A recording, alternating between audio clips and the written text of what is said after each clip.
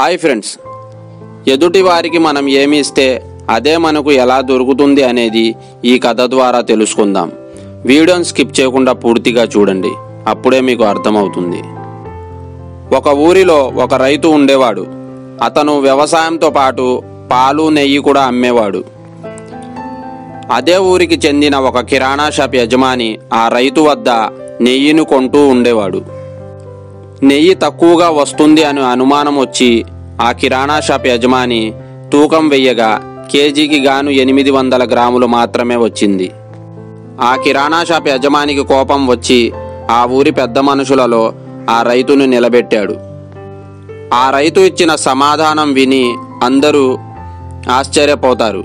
శిక్ష మాత్రం కిరాణా షాప్ యజమానికే వేస్తారు. ఇంతకీ ఆ రైతు ఏం సమాధానం చెప్పాడో తెలుసుకునే ముందు వీడియోని ఒక లైక్ చేసి మన ఛానల్ని సబ్స్క్రైబ్ చేయండి. ఆ రైతు ఇలా సమాధానం చెప్తాడు: అయ్యా, నా దగ్గర కేజీ రాళ్ళు లేవు. నేను ఈ కిరాణా షాప్ యజమాని వద్ద కందిపప్పును కొన్నాను. ఆ కందిపప్పుతో తూకం వేసి అతనికి నెయ్యిని ఇచ్చాను. నాకంటే ముందు శిక్ష అతనికి వెయ్యండి అని ఆ రైతు సమాధానం ఇచ్చాడు. ఈ కథ ద్వారా మనకి ఏమర్థమైంది ఫ్రెండ్స్? ఎదుటి వారికి మనం ఏది ఇస్తే తిరిగి అదే మనకు దొరుకుతుంది. వీడియో నచ్చితే లైక్ చేసి షేర్ చేసి మన ఛానల్ని సబ్స్క్రైబ్ చేయండి.